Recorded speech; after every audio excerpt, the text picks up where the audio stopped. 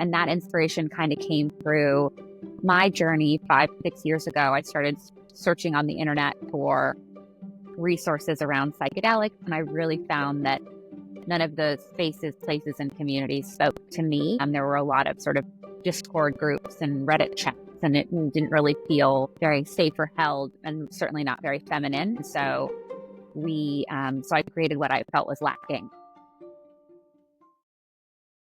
Nice to see you. Happy New Year.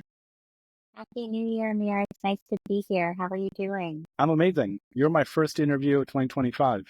This is hours old. We're into the new year. So special. I've got that New Year energy. It's beautiful. I'm excited for a new beginning. How about you? Hopeful, fresh, not really jaded yet. I've let go of the jadedness in December 31st.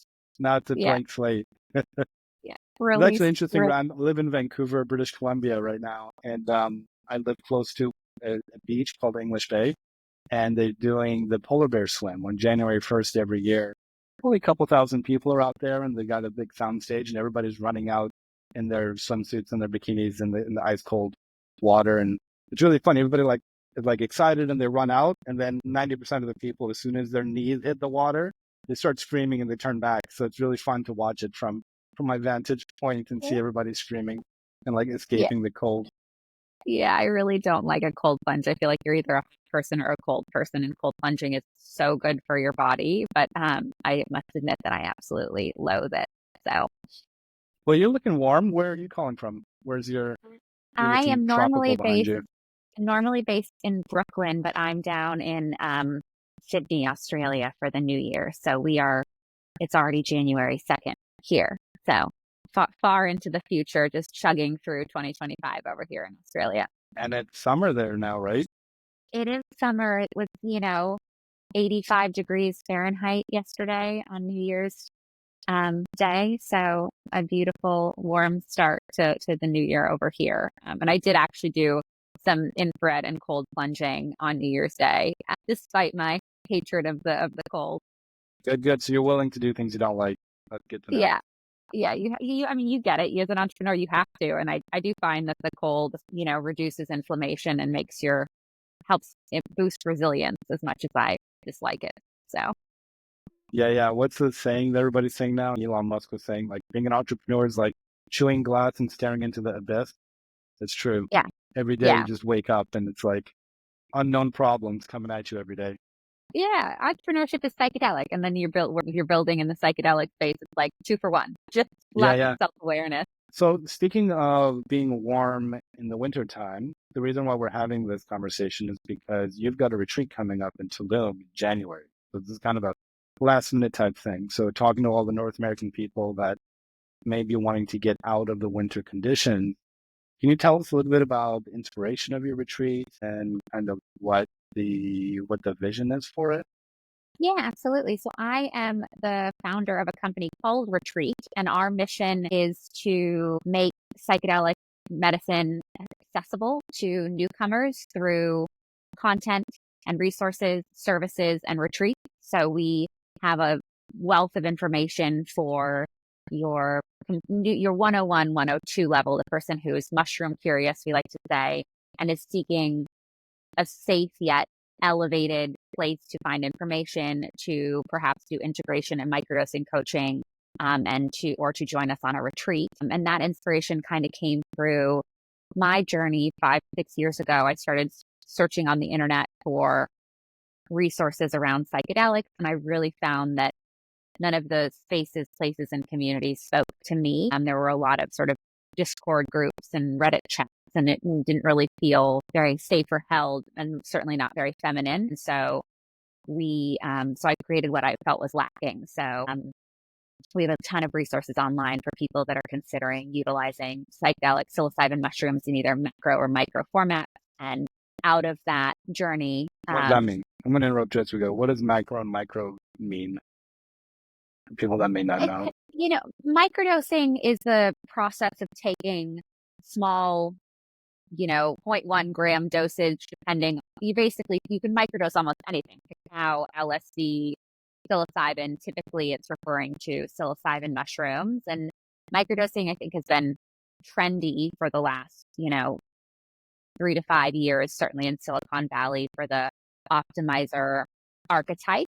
I have found that microdosing is often kind of the portal of entry for a lot of folks who are curious about plant medicine and maybe want to start with something more gentle. And so we offer quite a lot of online resources, how to microdose safely, microdosing coaching, just tons of information. And we, personally and through our clients, I've seen people get off pharmaceuticals, cut alcohol intake, reduce cannabis usage, improve mood, improve relationships with family. So generally when I speak about psychedelic psilocybin mushrooms, I feel like it falls into three buckets. It's like microdosing for personal growth of some sort, a recreational, you're taking mushrooms in the woods or at a party or a concert, and then a macro or a ceremony is the terminology that I like to use.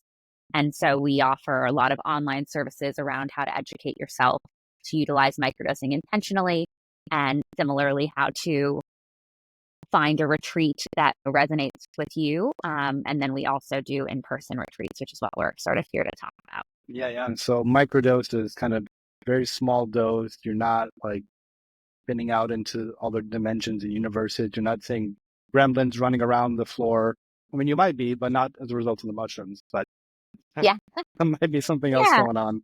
Yeah. I think microdosing, I like to say you can achieve the profound benefits of a ceremonial dose just incrementally over time. It's like, much like exercise, right? It's, it's a daily or frequent practice that helps with personal growth. But yeah, you're taking a microdose is 1/10, 1/20th of a dose of a ceremonial dose. And some people notice nothing. Other people notice, pretty quick improvements in focus, creativity, that neurodivergent thinking, and then mood booster. So have seen a lot of people using microdosing as a replacement for traditional antidepressants and other pharmaceuticals if they're seeking to sort of reduce that usage. So this retreat that you're holding in Tulum in January, that is a microdose retreat No, intended for the 101, 102 crowd? No, Maybe? it's a macro journey all this the is a way. macro one. Okay, Yeah, gotcha. yeah. A lot of our clients started working with us for microdosing, and then they got familiar with plant medicine and wanted to do the deeper work. So that's sort of the experience of a lot of the folks in our community. But our retreats are 5-day luxury wellness experiences that focus on one psilocybin macro journey. Back to sort of what I felt like was missing in the space is space that felt smaller. I didn't want to go on a retreat with 50 people, elevated, luxurious, doing this work. It is work. It is emotionally challenging to look inward and to sit with oneself for a lot of people, not for everyone. And run by a therapist, live sound. So what we put together for our upcoming retreat in January in Tulum on January 29th is a 5-day experience that is sort of the marquee is a psilocybin and sound ceremony in a small space of 10 to 12 women where you are guided by a therapist with 5 years plus of psychedelic experience. And it's a live sound ceremony with 10 instruments. Really, really beautiful held experience. And then that's in the middle of the 5 days. There's also all sorts of holistic modalities, breath work, meditation, Pilates, yoga, really, really divine, chef-driven meals that are, gluten-free, organic, take into account dietary restrictions, and then, luxurious accommodations. We found a lot of our clients this is specific for women, but our clients tend to be busy people. And if they're going to get away, you kind of want it all. You want to do the ceremony, but you also want to make sure that you can sit in your Pilates workout, and you want to make sure that you can sleep and that the bed will be comfortable. And so I kind of say we've created something that hits the mix between a girls' trip, high-end yoga retreat, and a psychedelic ceremony. So if that is of interest to you, you would be well suited to call me. Amazing. So it's a girls trip plus. I mean, I think this makes a lot of sense. It's like, this is what I've been talking about for a number of years is why would you go and just sit in a resort on the beach drinking pina coladas or whatever when you can have an elevated experience, when you can have more intentionality and you can come back an improved person, whether it's de-stressing from your life or making dramatic life decisions. Not dramatic, but you can make fundamental shifts in your life decisions. We're just getting some really good R&R, but you come emotionally cleansed as well as just physically relaxed. So I love that idea. What's the venue in Tulum?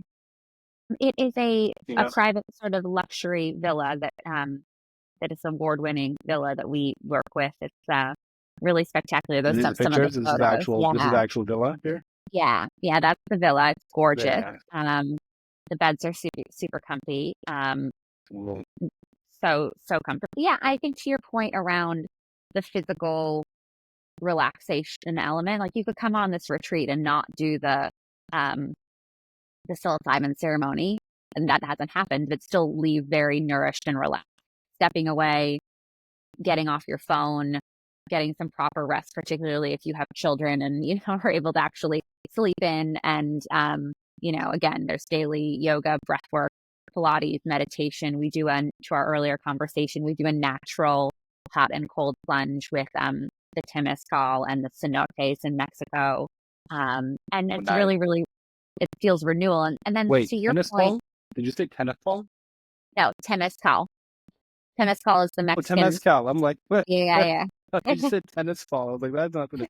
Okay, yeah. No, temescal. Yeah, and beautiful different type of ceremony that is guided by a beautiful group, couple of people that take you through sort of they call it a Mexican sweat lodge. I don't think that really properly describes what a temescal is, right? It's a spiritual cleansing experience that is, native to Mexican culture.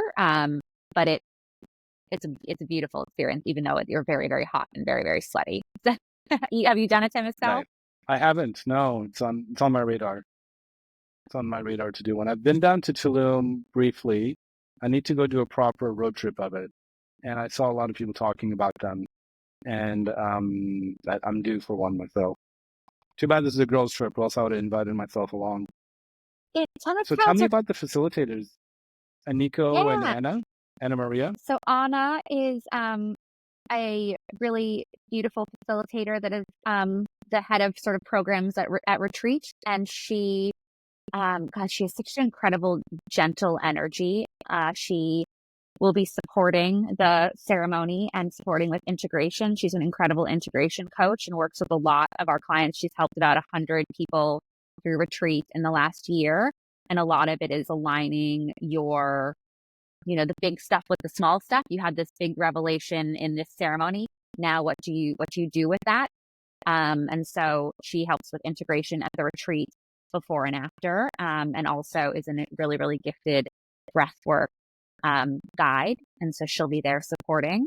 And then there's, of course, me, sort of, CEO and team captain, helping with operations and big vision. And then Aniko is it's a therapist. She'll be guiding the ceremony.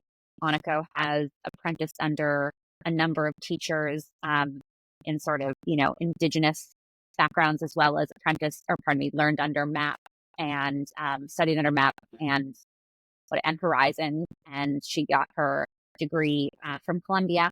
And she's a really, really, really beautiful.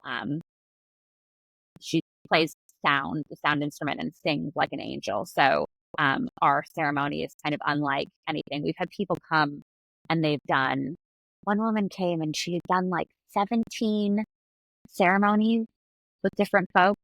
And then she sat with psilocybin or us, sound bath ceremonies?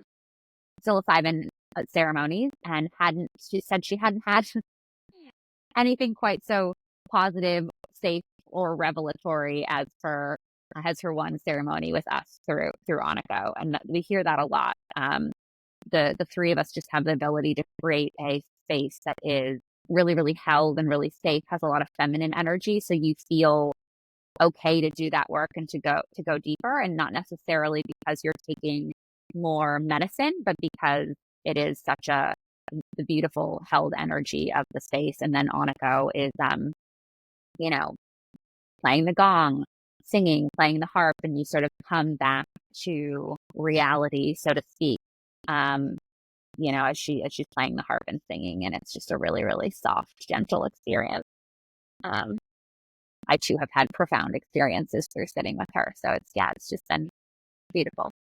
Amazing. You said that you have had other clients as well. Tell me a little bit about the history of retreat and the history of your experience leading clients and retreats yourself. Yeah, we have done a few retreats this through retreat, confusing name, but and I'm very proud to say that we have a 100% client satisfaction. So in terms of, we do post-retreat surveys, and we have there's a thing called NPS score in business, which is, I'm sure it's, would you recommend this retreat to a friend? And we have a 100% positive NPS score, which is very great. We put a lot of care and intention into curating something, again, that feels luxurious, safe, responsible, but enjoyable. And I don't really think there's anything else like this out there.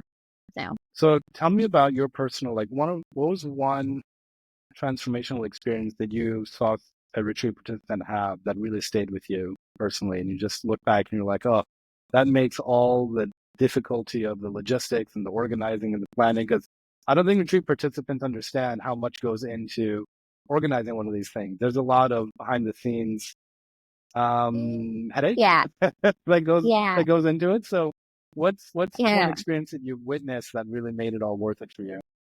Yeah, I hear you on that. I'm super organized and I speak fluent Spanish, and even so, running a retreat in Mexico is a punish. The day before the guests arrive, I am on the floor screaming. So it is it is not for the faint of heart, and it is worth it because of those customer testimonials. Let me see. I'll give you a short story and a long story. I've got so many, but one woman is a mother, and she lost her mother when she was very, very young, in her teens. It's the worst time, there's no right time, but a really horrible time as a young woman, as a teenager, to lose your mom. And she'd been carrying around a lot of, anger because of that loss. And she, in the ceremony, she said that her mom came to her and she talked her through a few things, and that she was able to release that anger that she was harboring. And that was really beautiful. So we hear a lot of stories like that. And I'm already crying. I'm one cup of coffee and I'm crying. And then another girl, a friend of mine, had a really challenging relationship with one of her sisters. And we do the Temazcal ceremony the day before the psilocybin ceremony. And so there's a couple that took on the Temazcal, and their names are Carlos and Kath, and they've got all sorts of personality. And so this young woman had, in the ceremony, she had turned into a bird, and she had her entire family. They were all birds, right? If you're following them before, and she was bearing the burden of a lot of her, of supporting her family. And so she, as a bird, she was lifting her dad bird up to a higher branch, and her mom bird up to a higher branch, and then her one sister. And then she couldn't lift her sister that she has this challenging relationship up. And I appeared, and Carlos and Kath and Aniko, and we were all birds, and we all helped her lift her sister up. So it was just that just kind of touches me. And so she woke up and she was like, Cori, you were a bird and you were there, and Carlos and Kath were there too. And it was just, it's one of those things where unless you do the medicine, you can kind of get it. It was just really, really sweet. I think about that a lot. So stuff like that I'm reminded by, it's interesting when you tell me these individual stories. Oftentimes, I've heard, I don't mean to stereotype women, but I've heard that women oftentimes can have more resistance to taking time for themselves because they're so committed to helping everybody around them and their families and the people that depend on them.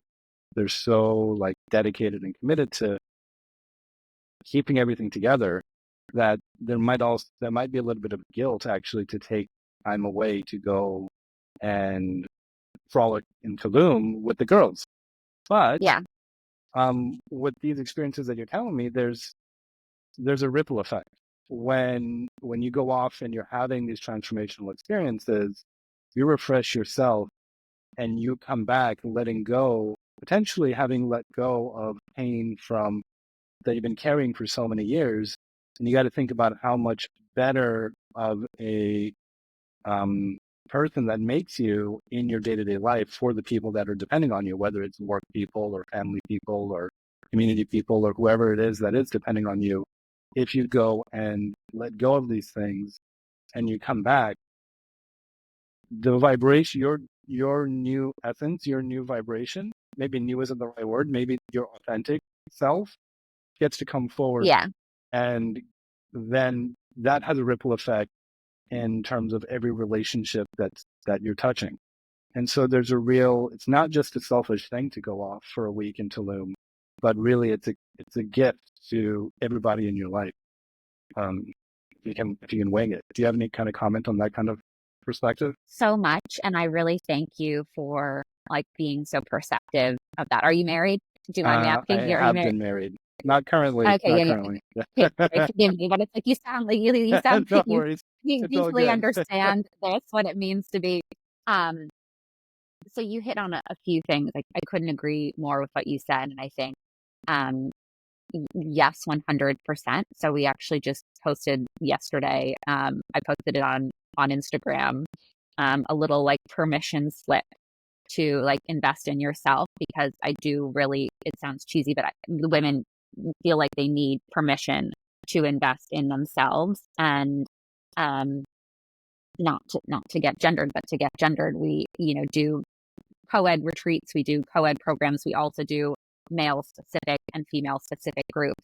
And looking at the data, it takes a female customer exponentially longer to make the decision from when they first hear about us than a man. So we did a men's group.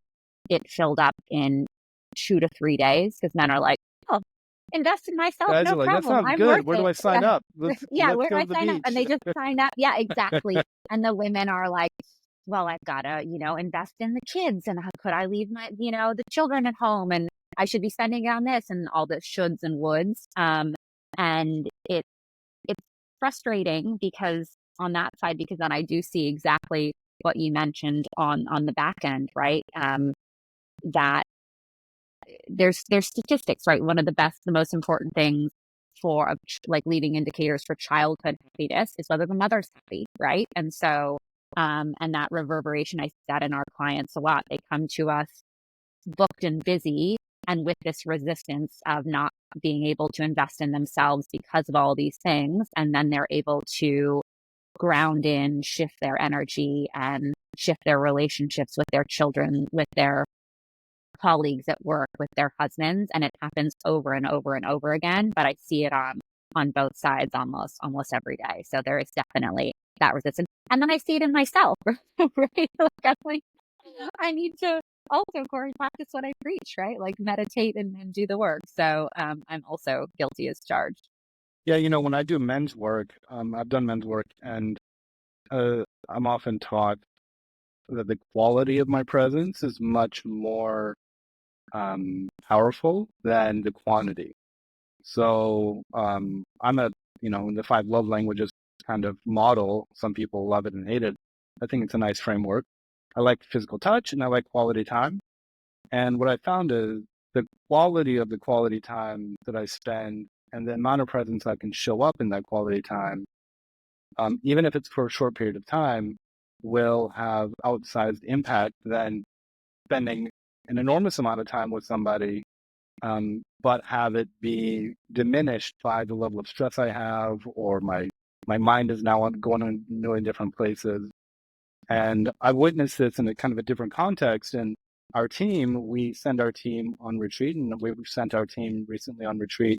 We've expanded our team recently, and so we have some new hires, and that ability to step away, to let go of responsibilities, and to kind of like go deeper has not only refreshed our teams on an individual basis, but also strengthened the bonds between them.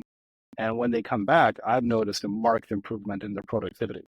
I know this isn't really like, this is more kind of work oriented, but I was like, wow. At first I was kind of humming and hawing around sending our team on retreat because there's a cost to it.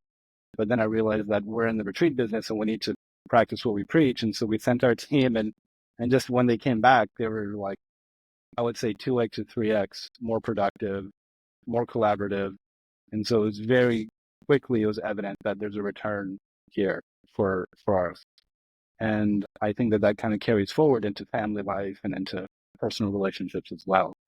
You know, whether it's a relationship that kind of not as deep as it could be, going away into a girl's cocoon and being nurtured by your sisters is a great way to refresh your feminine energy to bring back into a potentially struggling relationship.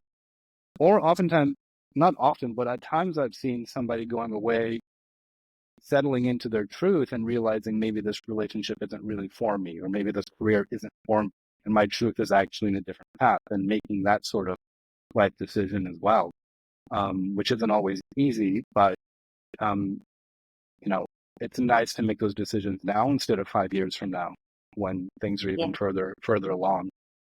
I think, to echo that, the one thing I've noticed a lot is also sort of why the question, why not just do an underground ceremony in my living room kind of thing. And there's so much power in physically removing yourself from the day-to-day step away, whether that is with psychedelic medicine or just the physical removal of yourself from the day-to-day for a yoga or a meditation retreat.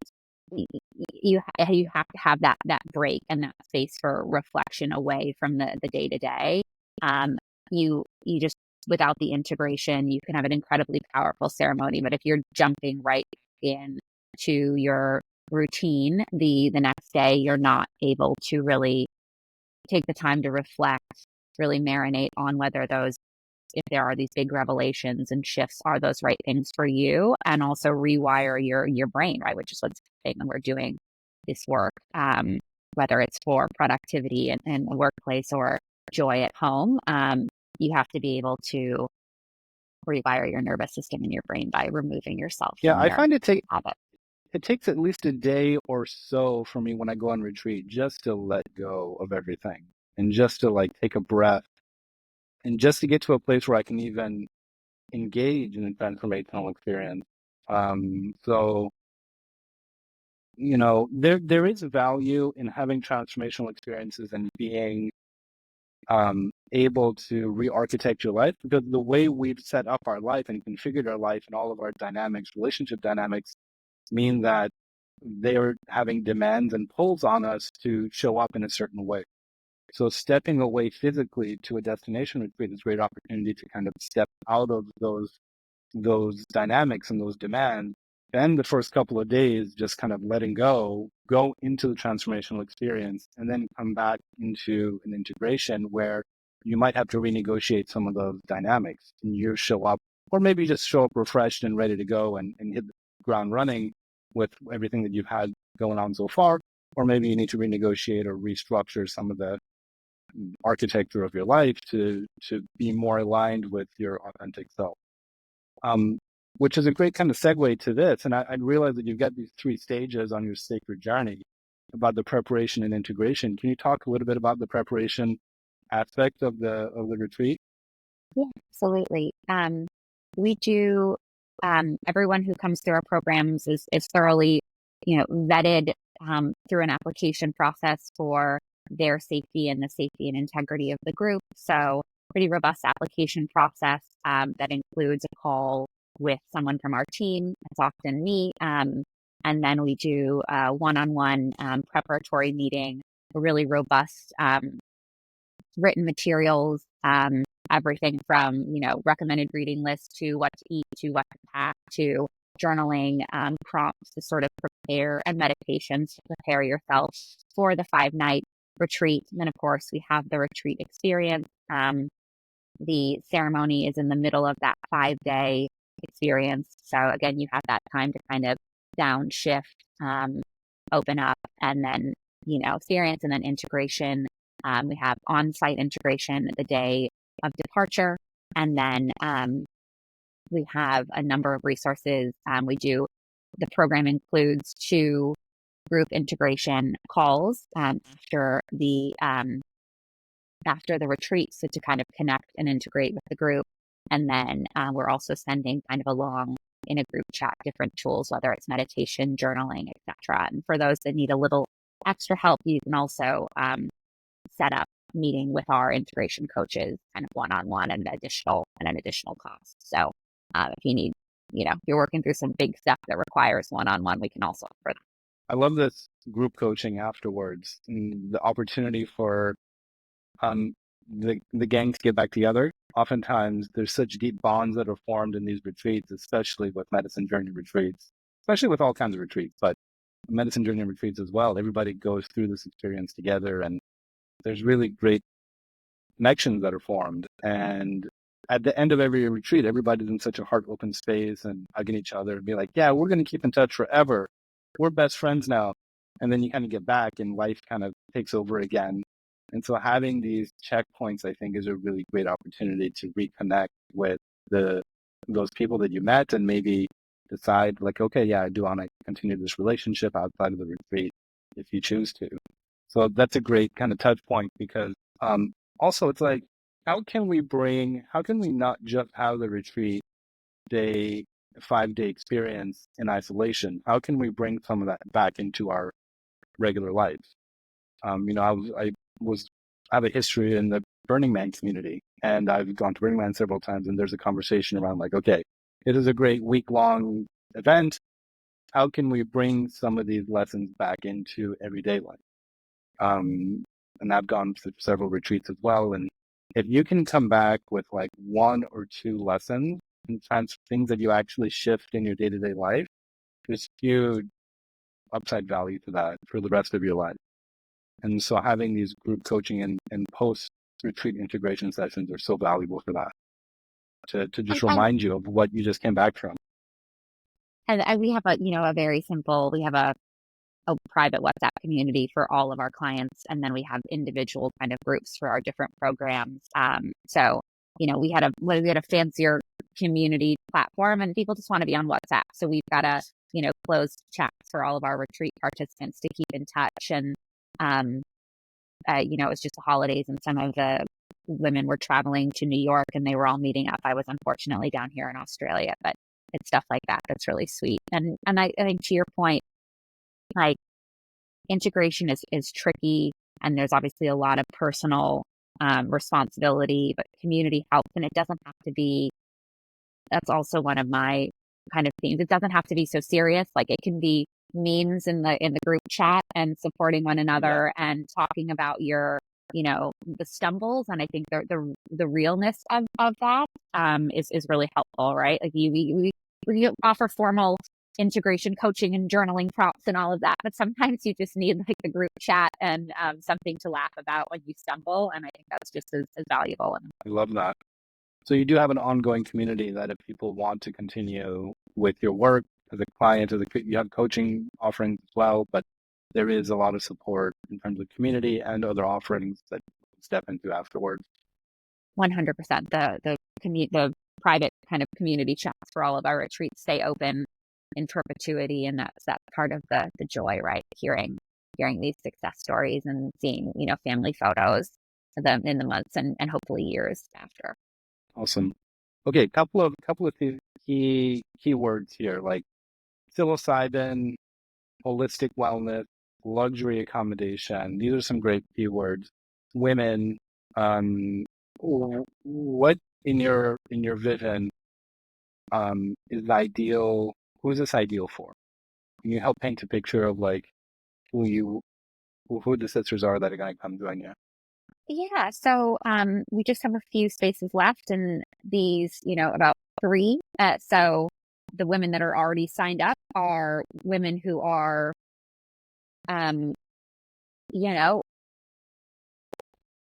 I would say, hard work successful. There's a lot of like city women, working moms kind of thing who are trying to do it all. That's not necessarily everyone, but it's a mix of primarily, I'd say, millennial and Gen X women who are seeking to step away and reset and make a change, whether that's a professional change, a reassessment of a life path, or just a grounding back into what matters. So women that are seeking growth and connection. I would say, that's a lot of people that are interesting and kind and looking for a spectacular experience. And then in terms of luxury, what does that, mean to us? It means an award-winning villa with really, really comfortable beds and pillows and great air conditioning and all of the kind of creature comforts that you would expect out of a hotel, whether that's a blow dryer or a safe or good beauty product. This is not roughing it by any means. This is very much the opposite end of the spectrum from roughing it. So that's what that means to us. And for anybody that hasn't been to Tulum yet, I was just there last year, and Tulum is quite upscale. It's not. I think Tulum is the new Ibiza, in my opinion. You have this great juxtaposition between kind of the party beach clubs, and there's a lot of like DJ scene out there, but then also like the ultra luxury, but then also like the spiritual and wellness crowd as well. And I think having a villa is great. I'm guessing you're not in the hotel zone, so the villa is probably going to be out of the action. But I'm guessing that the beaches and the action is accessible, but then the villa is probably in a more quiet, kind of serene environment. I mean, I love how perceptive you are. You described it perfectly. It's almost as if you've been there. Yes, Tulum is really this mecca for everything from the spiritual set to the party set, and the beaches can get quite loud and wild. And so our villa is sort of a gated jungle experience far away from the noise, but we do go out to dinner to sort of a fun place, and we go to the beach, and so you can experience Tulum through this experience. But we have a lot of people, myself included, that want to come and they want to sleep, they want to nourish and relax, and so there is no noise where we are, which is actually quite rare in Tulum, given the amount of construction, because it's blowing up, as well as the amount of beach DJ scenes. What's my thing? My earpod. There we go. So it's okay. We still have you. And the food is also divine. I actually used to be a food writer in another life. I traveled the world writing about food and hotels, and so I take food very seriously. And there's some incredible restaurants and chefs in Tulum, and so we have really, really amazing cuisine, which is important to me. Fresh seafood for anybody that likes the seafood. Have the ceviche anywhere. Go for the ceviche anywhere. My favorite. Are you okay? Talking about food, we didn't touch on that. What's the food like during the retreat, at the villa? Is it vegetarian? Is it omnivore? What's the food vibe? Chef driven by a local female chef, and it is omnivore, really heavy on fruits and vegetables, and then we accommodate all dietary restrictions, but the food kind of starts out with a heavy veggie focus, and also gluten-free. I'm gluten-free myself, so and if we can kind of accommodate most things. We had a young woman with a garlic allergy and another one with who was vegan on the last retreat. So we asked that in the intake form, but it kind of starts from a place of omnivore, heavy on the produce, heavy on the fish, and gluten-free. So, amazing. And then there's Are you flying into the new Tulum airport? They just opened an airport in Tulum. Are you flying into there yet? I am. I have flown into Tulum twice now, into the new airport, once for a previous retreat and once for planning. And it's so easy. I'm in New York, so direct Newark to Tulum. And it's just a really cool airport. It's like very Tulumish. They've got all these like cool art installations in the airport, and it's very clean and very organized. And so and fast to get so you don't have to do sort of that 2 hour Cancun. shoot. Yeah. It's a bit of a haul. But So what's the transfers like? Somebody was talking to somebody recently who said that they don't have rental cars there, and you got to coordinate your like what are you going to coordinate transfers for people? yeah, we have a few drivers that we work with, that we set everybody up with.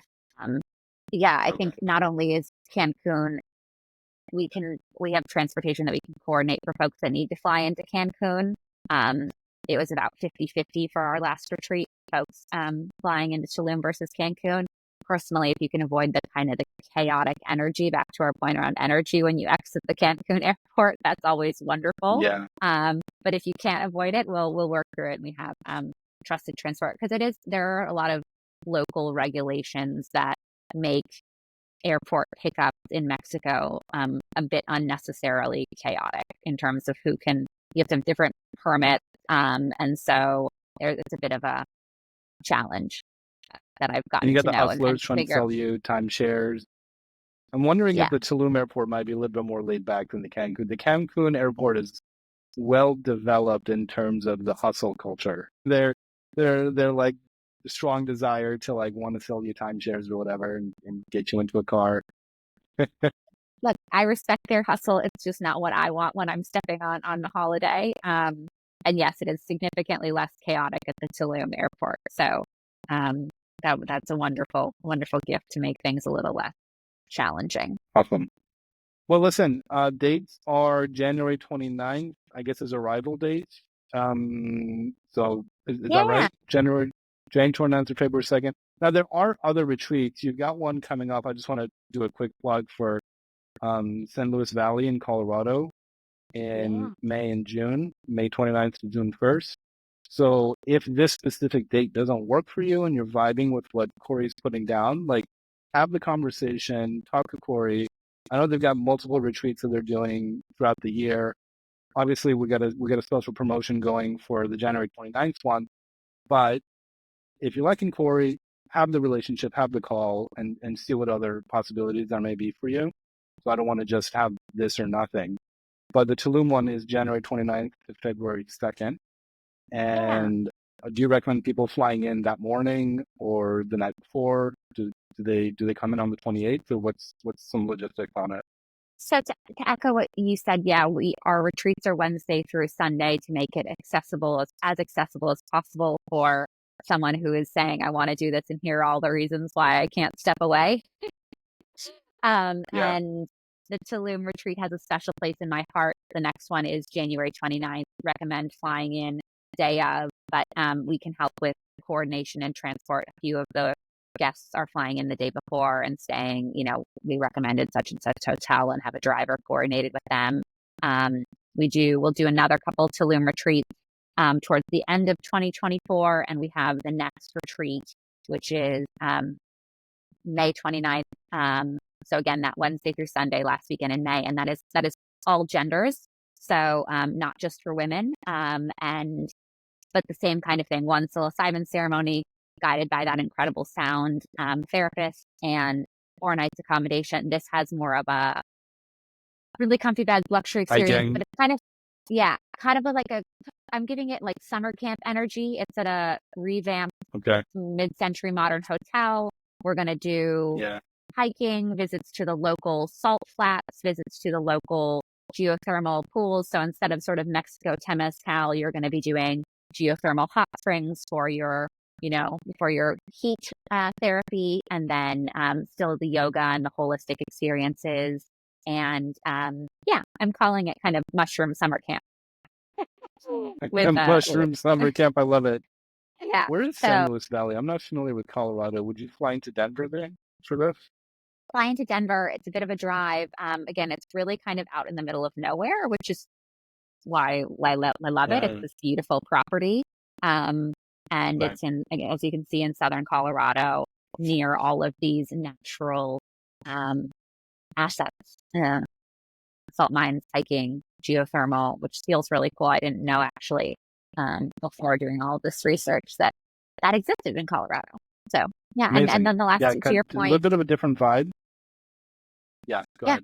Totally. Oh, but that little book of discovery call button will put you with me or someone else from our team. And so if you're curious about, yep, that's me. Just book some time, practicing what I preach and taking off on the both the next couple of retreats. days. Yeah. So we'll chat through what needs are and whether that's a retreat or we also do, personalized private retreats. We've done a couple of those. Someone's come to us and said, hey, I've got 3 friends and those dates don't work for me. So let's figure something else out. So we do a bit of that as well, which is becoming more popular. So yeah, we can help accommodate folks that again are looking to do the work this next year. Amazing. So so book the call. And even if you're kind of on the fence about it, give yourself the opportunity to have a conversation for it and just to talk through any reservations, or if you're ready to go, just go for it. But have that conversation if there's something here that speaks to you, because there's always going to be things and obstacles kind of in our way, but this is important work. And this is an opportunity for you to, like we were saying at the beginning of the call, like get back in touch with the best version of yourself so you can bring the best version of yourself back into the communities that you serve and the people that you are uplifting in your world. Whoever those birds are in your flock that you're uplifting, you're going to be able to come back and lift them up twice as strong, 3 times as strong. So we're going to have all the links underneath the video on YouTube and everywhere else. But you're going to make your way to the stage and you're going to book a call with Cori and have a chat with her and see if this is the right fit for you. But Thank you. yeah, Cori, thank you so much for taking the time to explain this to our audience. And yeah, if you have any kind of like parting words or inspirational, like just Wisdom. No, like I think you covered it. I honestly am very grateful to you for being so thoughtful in this conversation. And you kind of took the words right out of my mouth in terms of showing up for yourself so that you can show up for others. That resonates with me on a personal level, and it resonates with the work that we do. And I'm happy to, speak with any of you who want to get the support that you need to do that. So thank you for having me. Absolutely. I'm slightly jealous. I want to go back to Tulum. I'm looking for a reason to go back to Tulum. So not jealous in a bad way, but excited for you and Yeah. your team. It's nice. It's really a beautiful space. It has a really great energy and in January and on the East Coast, and it's great. It's great to be able to get out. Sure. I'm from Texas, but I'm in the Pacific Northwest, so it'll be nice to snowbird too. For those of the Canadian market, they're gonna want to get out of Dodge pretty quick. Yeah, I'm mixing up end my of metaphors. January. Dodge is an American city, so the Yeah, Canadians want to get out of yeah, Toronto yeah, and yeah. Quebec. One of my friends forgot the word for snowbird, and he started referring to me as a snow flamingo, which I thought was funny. I'll be a snow flamingo. That's fine. Perfect. Okay, Cori, thank you so much. We're going to stay on and do some after hours kind of catch up, but I'm going to stop the recording. So thanks everybody. You'll see the links Thank under the you. video, and we'll see you soon. See you Bye-bye. soon.